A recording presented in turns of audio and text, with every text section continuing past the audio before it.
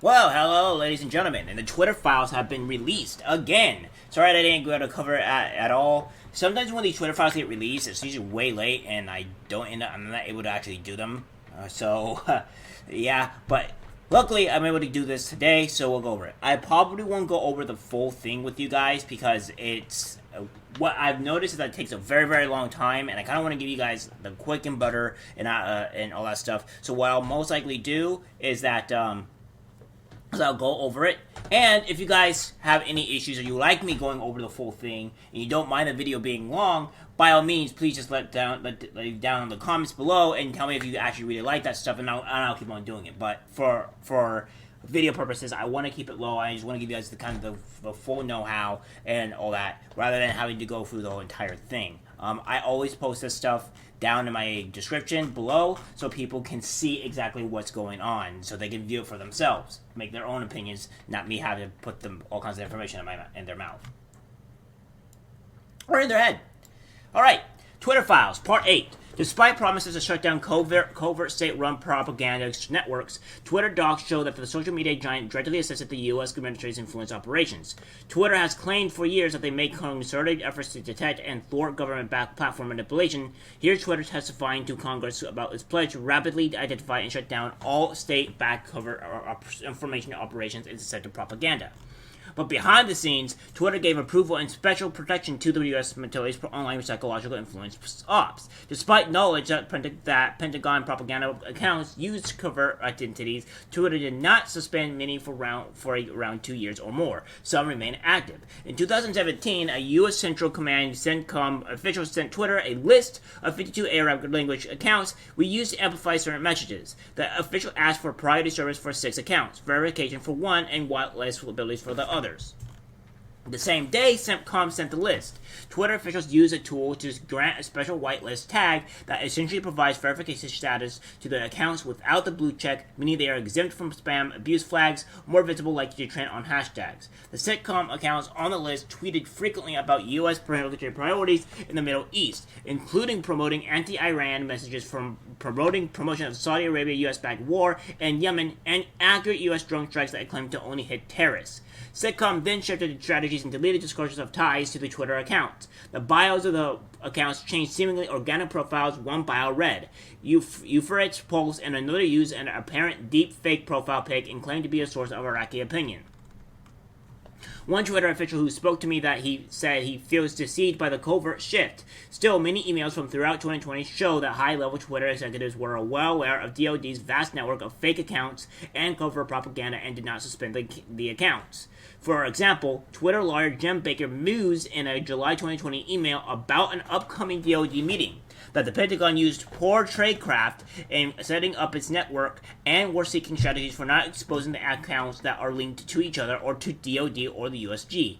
Stacia Cardell, another Twitter attorney, replied that the Pentagon wanted SCIF and may want to retroactively classify social media activities to obfuscate their activity in this space, and that may represent an overclassification to avoid embarrassment. In several other 2020 emails, high-level Twitter executives lawyers discussed the covert network and even circulated the 2017 list from CENTCOM and shared another list of 157 undisclosed Pentagon accounts. Again, mostly focused on Middle East military issues.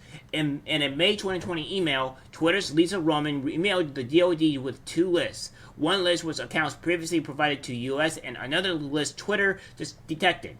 The accounts tweeted in Russian and Arabic on the U.S. military issues in Syria, ISIS, and many also did not disclose Pentagon ties.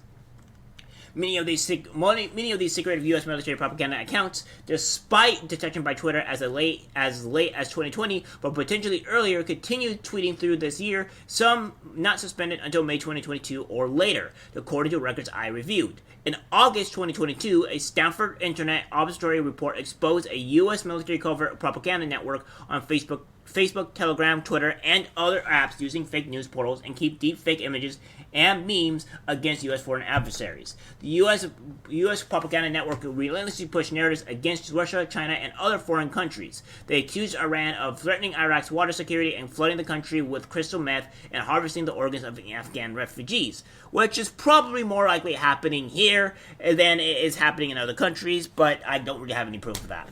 The Stanford report did not identify all the accounts in the network, but one they did name was the exact reason Twitter account CENTCOM asked for whitelist privileges in its 2017 email. I verified via Twitter's internal tools the account used an AI-created deepfake image.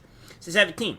And so subsequent to reporting, Twitter was cast as an unbiased hero for removing a network of fake user accounts promoting Western policy positions. Media covering the story described Twitter as evenly applying its policies and proactive in suspending DoD network. The reality is much more murky. Twitter actively assisted CENTCOM's network going back to 2017 and as of late 2020.